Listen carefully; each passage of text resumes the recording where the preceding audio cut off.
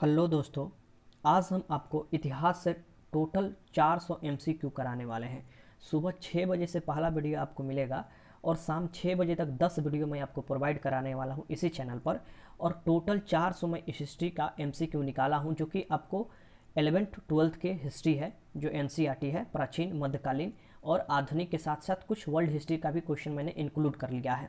ये सभी क्वेश्चन जो है आपके आगामी एग्जाम जैसे बिहार दरोगा हुआ, बिहार पुलिस कांस्टेबल हुआ, बिहार फॉरेस्ट गार्ड हुआ, बिहार फॉरेस्टर हुआ, बिहार पुलिस ड्राइवर हुआ, या बिहार एसएससी के मेंस एग्जाम या ईएसआई के एग्जाम जो होने वाले हैं इन्फोर्समेंट सब इंस्पेक्टर, उसमें महत्वपूर्ण होंगे। क्योंकि मैं आपको फिर से बता रहा हूँ कि सभी जो क्वेश्चन है ये 11th-12th के एनसीईआरटी से क्वेश्चन है और सभी ऑफिशियली क्वेश्चन है। ठीक, मैं जहाँ से ये क्वेश्चन उठाया हूँ वो समझिए कि वहाँ से ये बार बार हर एग्जाम में क्वेश्चन सेट किए जाते हैं। तो मैं ये टोटल आपको 10 वीडियो प्रोवाइड कराऊंगा, एक वीडियो में 40 एमसीक्यू कराऊंगा और शाम 6 बजे तक, आज शाम 6 बजे मीन्स कि आज डेट नोट कर लीजिए कि 27 नवंबर है और 27 नवंबर के शाम 6 बजे तक मैं आपको 10 वीडियो प्रोवाइड करा दूंगा और 10 वीडियो को आपको क्या करना है, जल्दी से रिवीजन कर लेना है। फिर मैं आपको कल जो शुरुआत करूंगा वो पॉलिटिकल साइंस में, आपको पॉलिटिकल साइंस का 10 वीडियो उपलब्ध कराऊंगा। तो ऐसे ही करके आगे आने वाले 5-6 दिन में मैं आपको टोटल क्वेश्चन खत्म करा दूंगा जो कि आपके एग्जाम में आने वाले होंगे। तो चलिए स्टार्ट करते हैं। सबसे पहला क्वेश्चन देखिए, सबसे पहला क्वेश्चन है कि सिंधु घाटी का कौन सा स्थल मृतकों का टीला कहलाता है। तो सिंधु घाटी का कौन सा स्थल मृतकों का टीला के नाम से जाना जाता है, तो इसका नाम है मोहनजोदारो। मोहनजोदाड़ो बोला जाता है, मृतकों के टीला के नाम से भी जाना जाता है। क्वेश्चन नंबर 2 देखिए कि भारतीय पुरातत्व के पिता कहलाता है। जो भारतीय पुरातत्व के पिता कहलाते हैं ये कनिंघम को कहा जाता है। किसे? कनिंघम को। ठीक, तो दूसरे के आंसर ए हो जाएगा। क्वेश्चन नंबर तीसरा है कि सिंधुवासी निम्न धातु का उपयोग नहीं करते थे। जो सिंधु घाटी सभ्यता के लोग थे वो किसका उपयोग नहीं करते थे, तो बोला जाता है कि ताम्रपाषाणकालीन सभ्यता था, इसकी तांबा का तो उपयोग किया जाता था, सोना का भी उपयोग किया जाता था, कांसा का भी उपयोग, लेकिन लोहा का उपयोग इनके द्वारा नहीं किया जाता था। तो 3 का आंसर क्या हो जाएगा, आपको बी हो जाएगा। क्वेश्चन नंबर 4 देखिए कि सिंधु सभ्यता नर्तकी की मूर्ति कहाँ से मिली है। जो सिंधु घाटी सभ्यता है इसमें नर्तकी की मूर्ति कहाँ से मिली है ये आपको बताना है। तो ये जो नर्तकी की मूर्ति मिली है ये मिली है मोहनजोदाड़ो से, मोहनजोदाड़ो से ही मिली है। 4 का आंसर ए हो जाएगा। क्वेश्चन नंबर 5 है कि किसने भारत में सर्वप्रथम स्वर्ण सिक्के जारी किए। तो किसने भारत में सर्वप्रथम स्वर्ण सिक्के, इसके सोने के सिक्के जारी किए थे, तो ये थे हिंद यूनानी। हिंद यूनानी सबसे पहले सोने के सिक्के जारी किए थे और सबसे ज़्यादा जो सोने के सिक्के जारी किए गए थे वो गुप्त के द्वारा जारी किए गए थे और सबसे शुद्ध जो सोने के सिक्के जारी किए गए थे वो कुषाणों द्वारा जारी किए गए थे। ये याद रखिएगा। मौर्य वंश जो है ये चंद्रगुप्त मौर्य ने स्थापना किया था और चंद्रगुप्त मौर्य के प्रधानमंत्री कौन थे, तो विष्णुगुप्त, जिसे चाणक्य भी बोला जाता है, जिन्होंने अर्थशास्त्र नामक बुक लिखा था। अर्थशास्त्र प्रशासन पर आधारित बुक है। आगे मैं क्वेश्चन कराऊंगा तो वो आपको बताने वाला हूँ। ठीक, क्वेश्चन नंबर 6 देखिए कि शक संवत। अब हम लोग का पूछ सकता है कि हम लोग का राष्ट्रीय संवत क्या है या राष्ट्रीय कैलेंडर किस पर आधारित है। तो हमारा जो राष्ट्रीय कैलेंडर आधारित है ये शक संवत पर ही आधारित है, जो कि 1957 में एडॉप्ट किया गया था भारत सरकार द्वारा। ठीक, ये याद रखिएगा कि जो शक संवत है ये कनिष्क के द्वारा, किसके द्वारा, कनिष्क के द्वारा स्टार्ट किया गया था। ये याद रखिएगा। 6 का आंसर क्या हो जाएगा यहाँ पर, डी। अब मैं आपको कुछ कनिष्क से आया यहाँ पर बात, तो मैं आगे तो क्वेश्चन कराऊंगा ही, उससे मैं कुछ आपको बता देता हूँ। ठीक, सबसे पहले यहाँ से बौद्ध संगीति, यहाँ पर बौद्ध संगीति मैं बताने वाला हूँ। प्रथम जो बौद्ध संगीति हुआ था ये हुआ था अजातशत्रु के शासनकाल में राजगीर में।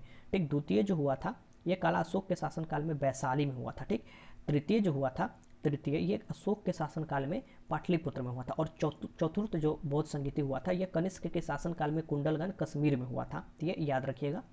क्वेश्चन नंबर 7 है कि किसने भूमि अनुदान की प्रथा पर आरंभ की। किसने भूमि अनुदान की प्रथा आरंभ की थी ये आपको बताना है। तो ये सतवाहन ने, शतवाहन ने भूमि अनुदान की प्रथा आपको आरंभ की थी। क्वेश्चन नंबर 8 है कि मनुस्मृति की रचना काल है। जो मनुस्मृति है बहुत ही प्राचीन ग्रंथ है। ठीक, और मनुस्मृति का सबसे पुराना स्मृति में भी मनुस्मृति का ही नाम आता है। तो मनुस्मृति का रचना काल आपको कब से कब माना जाता है, तो ये आपको 2000 ईस्वी से लेके दो, यहाँ पर देखिए माफ़ कीजिएगा, यहाँ पर थोड़ा टाइमिंग ये है कि 200 ईस्वी पूर्व से लेके 200 ईस्वी तक। ठीक, 200 ईस्वी पूर्व से लेकर 200 ईस्वी तक यहाँ पर माना जाता है। तो 8 का आंसर क्या हो जाएगा, ए हो जाएगा। क्वेश्चन नंबर 9 है कि मृच्छकटिकम रचना है। जो मृच्छकटिकम रचना है ये किसकी रचना है। यूपी के एग्जाम दिए होंगे तो आपको आज से 2 साल पहले ही पटवारी के एग्जाम में आया था कि मृच्छकटिकम मिस क्या होता है। तो मृच्छकटिकम मिस होता है आपको मिट्टी का खिलौना। तो मृच्छकटिकम किसके द्वारा लिखा गया है ये आपको, तो ये लिखा गया है आपको शूद्रक द्वारा, शूद्रक द्वारा लिखा गया है। ठीक, ये याद रखिएगा। क्वेश्चन नंबर 10 है कि चैत्य क्या है, चैत्य होता क्या है। ठीक, ये आपको बताना है चैत्य क्या होता है। तो चैत्य जो होता है ये पूजा स्थल होता है। ये याद रखिएगा, पूजा स्थल, जैसे कि बौद्धों में चैत्य होता है ना, याद रखिएगा। तो 10 का आंसर क्या हो जाएगा, डी हो जाएगा। क्वेश्चन नंबर देखिए, क्वेश्चन नंबर 11 है कि 12 अंग संबंधित है। जो 12 अंग संबंधित है ये किस धर्म से संबंधित है? तो 12 अंग जो संबंधित है ये किससे संबंधित है? तो ये जैन धर्म से संबंधित है। और जैन धर्म के 24वें तीर्थंकर कौन माने जाते हैं, या जैन धर्म के वास्तविक तीर्थंकर कौन माने जाते हैं? तो महावीर स्वामी। ये भी याद रखिएगा। इनकी मृत्यु जो हुआ था बिहार के पावापुरी में हुआ था। तो क्वेश्चन पूछता है तो आप लगा लीजिएगा। क्वेश्चन नंबर 12 है कि संगम साहित्य की रचना हुई। जो संगम साहित्य है इसकी रचना कब हुई थी, ये आपको बताना है। तो संगम साहित्य की रचना दक्षिण, कब नहीं यहाँ पर दिया है, यहाँ पर कहाँ हुई थी? तो दक्षिण भारत में। संगम वंश दक्षिण में ही था। संगम जो साहित्य है ये आपको दक्षिण भारत में ही रचना हुआ था। क्वेश्चन नंबर 13 है कि शतवाहनों का सबसे महान शासक कौन है? जो शतवाहन वंश का सबसे महान शासक कौन है? शतवाहन बोला जाता है कि एक शीशे का सिक्का भी जारी किया गया था, ठीक, शतवाहन द्वारा। तो शतवाहन का सबसे महान शासक कौन है ये आपको बताना है। तो शतवाहन का सबसे महान शासक जो है गौतमीपुत्र शतकर्णी है। गौतमीपुत्र शतकर्णी है, ये याद रखिएगा। 13 का आंसर क्या हो जाएगा, सी हो जाएगा। क्वेश्चन नंबर 14 है कि अकबरनामा रचना किसने की? जो अकबरनामा रचना है ये किसके द्वारा किया गया है, ये आपको बताना है। तो ये जो किया गया है अब्बुल फजल द्वारा किया गया है, ठीक। इब्नु बतूता जो था, इब्नु बतूता, ये आपको किसके शासनकाल में आया था? तो मोहम्मद बिन तुगलक के शासनकाल में आया था। और दरोगा में क्वेश्चन पूछा हुआ था, ठीक। रहेला नामक बुक भी लिखा था इब्नु बतूता, और ये कहाँ से आया था? तो मोरक्को से आया था। ये सब आपको याद रखना है। क्वेश्चन नंबर देखिए, क्वेश्चन नंबर 15 कि अकबर का वित्त मंत्री कौन था? जो अकबर है इसका वित्त मंत्री कौन था, ये आपको बताना है। तो अकबर का वित्त मंत्री जो था ये टुडरमल था, याद रखिएगा। टुडरमल अकबर का वित्त मंत्री था। तो 15 का आंसर क्या हो जाएगा, 100 हो जाएगा। क्वेश्चन नंबर 16 है कि मुगल कालीन चित्रकला किसके काल में चरमोत्कर्ष पर पहुंची, सबसे ऊंचाई पर पहुंची थी? किसके शासनकाल में? ये बहुत महत्वपूर्ण क्वेश्चन है। तो किसके शासनकाल में? तो जहांगीर के शासनकाल में। स्थापना किसने किया था? तो मुगल वंश की स्थापना जो हुआ था ये 1526 में हुआ था। किसने किया था? तो ये किया था आपको बाबर ने। और जो 1526 में युद्ध हुआ था इसे पानीपत के प्रथम युद्ध बोला जाता है, जिसमें क्या हुआ था कि इब्राहिम लोधी को बाबर ने हराकर यहाँ पर मुगल वंश की स्थापना किया था। तो सबसे पहले बाबर आएगा, फिर उसके बाद उसका बेटा हुमायूं, फिर उसके बाद उसका बेटा अकबर, फिर उसके बाद जहांगीर, उसके बाद शाहजहां, उसके बाद औरंगजेब, ऐसे कर कर आते हैं राजा। आगे चलते। क्वेश्चन नंबर 17 है कि लाडली बेगम किसकी पुत्री थी? जो लाडली बेगम है ये किसकी पुत्री थी, ये आगे क्वेश्चन, ठीक। तो जो भी मैं क्वेश्चन है इसमें सब एनसीईआरटी से क्वेश्चन है, ठीक। इसे याद रखिएगा। लाडली बेगम जो थी ये नूरजहां की पुत्री थी, ये याद रखिएगा। क्वेश्चन नंबर 18 है कि दिल्ली में चांदनी चौक का निर्माण किसने कराया? जो दिल्ली में चांदनी चौक है इसका निर्माण किसने कराया था, ये आपको बताना है। तो दिल्ली में चांदनी चौक का निर्माण जो कराया था ये जहां आरा ने कराया था। जहां आरा ने चांदनी चौक जो है दिल्ली में उसका निर्माण कराया था। तो 18 का आंसर क्या हो जाएगा, अ हो जाएगा। क्वेश्चन नंबर देखिए, क्वेश्चन नंबर 19 देखिए। क्वेश्चन नंबर 19 है कि भारत का अंतिम मुगल सम्राट कौन था? तो भारत का प्रथम जो मुगल सम्राट था वो तो बाबर था, मुगल वंश की स्थापना किया था। लेकिन जो अंतिम मुगल सम्राट था वो बहादुर शाह द्वितीय था, लेकिन वो छुप छुप कर कविता लिखा जाता था उसे जफर के नाम से, तो वो बहादुर शाह जफर के नाम से प्रसिद्ध हुआ। और 1857 की क्रांति में क्या हुए, तो जब यहाँ से आपको गए थे लोग, ठीक, तो दिल्ली में जाकर इन्हें ही अपना राजा घोषित कर दिए। और 1857 की क्रांति के कारण इनको क्या कर दिया, अंग्रेजों ने रंगून में निर्वासित कर दिया। रंगून म्यांमार में है अभी, पहले बर्मा नाम था म्यांमार का, वहीं पर, और वहीं पर उनका मृत्यु भी हुआ था। तो 19 का आंसर आप यहाँ पर क्या देखिएगा, 19 का आंसर क्या हो जाएगा, 19 का आंसर हो जाएगा यहाँ पर बहादुर शाह जफर, जो लास्ट मुगल बादशाह थे। क्वेश्चन नंबर 20 है कि गोपुरम से आप क्या समझते हैं? गोपुरम का बार बार नाम आता है ना, गोपुरम, इससे क्या समझते हैं? मंदिर में आता है नाम इसका गोपुरम। तो गोपुरम से आप क्या समझते हैं? तो मंदिर का प्रवेश द्वार जो होता है उसे गोपुरम बोला जाता है, ठीक। क्वेश्चन नंबर 21 है कि तेनालीराम का संबंध किस राजवंश से है? जो तेनालीराम की कविता या कहानी आप सुनते हो, कहानी, वो किस राजवंश से थे? तेनालीराम का संबंध किससे है, ये आपको बताना है। विजयनगर साम्राज्य से है। विजयनगर साम्राज्य की स्थापना किसने किया था? तो हरिहर और बुक्का ने किया था, यह भी याद रखिएगा, ठीक। क्वेश्चन नंबर 22 है कि वल्लभाचार्य का जन्म कहाँ हुआ था? वल्लभाचार्य जो थे इनका जन्म कहाँ हुआ था, ये आपको बताना है। तो इनका जो जन्म हुआ था ये वाराणसी में हुआ था, वाराणसी में हुआ था वल्लभाचार्य का जन्म। 22 का आंसर सा हो जाएगा। क्वेश्चन नंबर 23 है कि बंगाल का प्रसिद्ध संत कौन थे? जो बंगाल है इसके प्रसिद्ध संत कौन थे, ये आपको बताना है। तो बंगाल के प्रसिद्ध जो संत थे ये चैतन्य महाप्रभु थे। कौन थे? चैतन्य महाप्रभु, ठीक। क्वेश्चन नंबर 24 है कि सुल्तान उल हिंद किसे कहा जाता है? सुल्तान उल हिंद के किसे कहा जाता है, ठीक, ये आपको बताना है। क्वेश्चन नंबर 24 है सुल्तान उल हिंद जो कहा जाता है ये रुआजा मोइनुद्दीन चिश्ती को कहा जाता है। मोइनुद्दीन चिश्ती बस याद रखिए ना आप। तो इसका दरगाह यहाँ इनका कहाँ दरगाह है, तो इनका दरगाह भी आपको मिलेगा आपको अजमेर में। चिश्ती दरगाह जो मिलेगा राजस्थान का अजमेर में मिलेगा। तो सुल्तान उल हिंद कहा जाता है रुआजा मुइनुद्दीन चिश्ती को, ये याद रखिएगा। आगे चलते हैं। क्वेश्चन नंबर 25 देखिए, क्वेश्चन नंबर 25 है कि यात्रियों के राजकुमार किसे कहा जाता है। यात्रियों के राजकुमार किसे कहा जाता है, ये आपको बताना है, बहुत महत्वपूर्ण क्वेश्चन है। इसे कहा जाता है हुनसांग को। हुनसांग को यात्रियों का किसके, राजा हर्षवर्धन के शासनकाल में आया था ये, और यात्रियों के राजकुमार के नाम से जाना जाता है हुनसांग। क्वेश्चन नंबर 26 है कि कैप्टन हॉकिंस किस मुगल शासक के दरबार में आया था। जो कैप्टन हॉकिंस, देखिए आ गया क्वेश्चन, किस मुगल शासक के दरबार में आया था कैप्टन हॉकिंस, आपको बताना है। तो ये जो आया था, ये आया था जहांगीर के दरबार में। जहांगीर के दरबार में एक भी क्वेश्चन नहीं छूटने वाला है। टोटल मैं 400 आपको एमसीक्यू कराने वाला हूँ, और टोटल 400 एमसीक्यू आप अगर कर लेते हैं तो हर एग्जाम का आप आराम से क्वेश्चन कर लीजिएगा, जो भी आगामी एग्जाम है।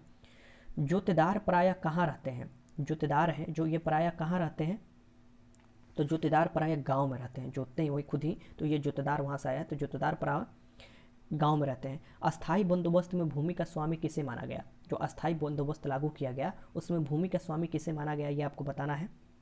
ये जो माना गया जमींदार को माना गया, ठीक, ये याद रखिएगा। 28 का आंसर क्या हो जाएगा, ए हो जाएगा। अवध के साथ बेलजली ने सहायक संधि की। सबसे पहला जो सहायक संधि किया गया था, यह हड़प किया गया था, माफ कीजिएगा, हड़प जो किया गया था वो सतारा को किया गया था। और सहायक संधि के लिए बेलजली का नाम जरूर आता है अगर आप इतिहास पढ़ते हैं आधुनिक तो, ठीक।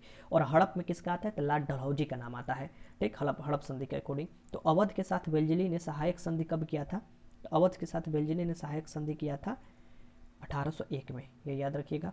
क्वेश्चन नंबर 30 है कि 1857 के सिपाही विद्रोह कहाँ प्रारंभ हुआ था। जो 1857 के सिपाही विद्रोह है ये कहाँ पर प्रारंभ हुआ था, ये आपको बताना है। तो इसकी शुरुआत जो हुआ था ये हुआ था मेरठ से, ये याद रखिएगा। तो 30 का आंसर क्या हो जाएगा, सी हो जाएगा इसमें। और बिहार से किसने भूमिका मुख्य रूप से निभाया था, तो बाबुर वीर कुंवर सिंह आरा के जगदीशपुर से निभाए थे, ठीक। क्वेश्चन नंबर 31 है कि 1857 में बिहार में विद्रोहियों का नेतृत्व, देखिए आ गया क्वेश्चन।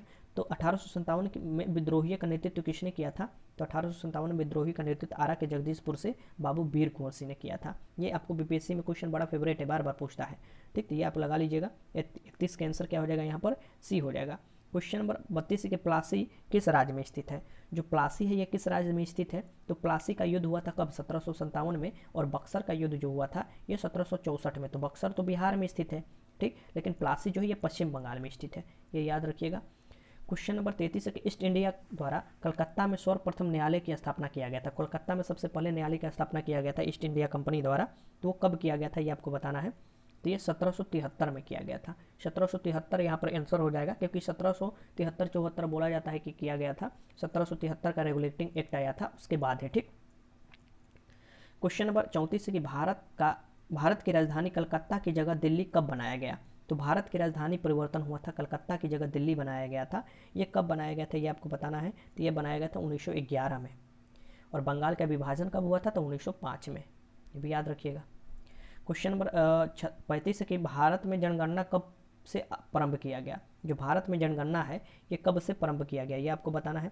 तो भारत में जो जनगणना है ये 1872 से प्रारंभ किया गया, लेकिन नियमित रूप से हर साल 1881 से होने लगा, ठीक। तो 10 साल के बाद जो होने था नियमित रूप से, ठीक, लेकिन प्रारंभ किया गया था 1872 से ही। क्वेश्चन नंबर 36 है कि बंगाल विभाजन किस वायसराय ने किए थे। जो बंगाल का विभाजन हुआ था ये किस वायसराय ने किया था ये आपको बताना है। तो ये जो किया था लॉर्ड कर्जन ने किया था। लॉर्ड कर्जन ने 1905 में बंगाल का विभाजन किया था, ये याद रखिएगा। सूरत फुट हुई थी, जो सूरत फुट हुई थी, ये आपको कांग्रेस का अधिवेशन हुआ था सूरत में 1907 में हुआ था। तो गरम दल नरम दल में फुट हुआ था, फिर बाद में 1916 के अधिवेशन में एकजुट हो गए थे वो, ठीक। तो ये जो फुट हुआ था ये 1907 में हुआ था, ये याद रखिएगा। 1905 में बंगाल का विभाजन, 1906 में मुस्लिम लीग बना था, 1907 में क्या हुआ था, सूरत फुट हुआ था।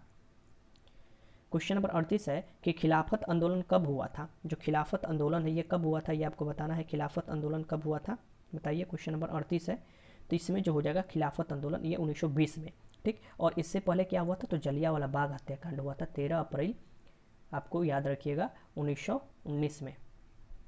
जलियांवाला बाग हत्याकांड, जो कि अमृतसर में जनरल डायर ने अंधाधुंध गोलियां चलवा दी थी लोगों पर, जो कि वहाँ पर बैठे हुए थे और सभा कर रहे थे। क्वेश्चन नंबर 39 देखिए कि मुस्लिम लीग ने मुसलमानों के लिए पृथक राष्ट्र की मांग की। जो मुस्लिम लीग है वो कब बना था, तो 1906 में। और वो पृथक राष्ट्र की मांग कब किया था मुसलमानों के लिए, तो ये 1940 में सबसे पहले किया था। ठीक, तो ये याद रखिएगा, 39 का आंसर बी हो जाएगा। और आज का लास्ट क्वेश्चन 40 है कि भारतीय संविधान सभा के प्रारूप समिति के अध्यक्ष कौन थे। तो भारतीय जो संविधान सभा है इसकी प्रारूप जो है ड्राफ्टिंग कमेटी, इसके जो अध्यक्ष बनाए गए थे ये कौन बनाए गए थे, तो डॉक्टर भीमराव अंबेडकर।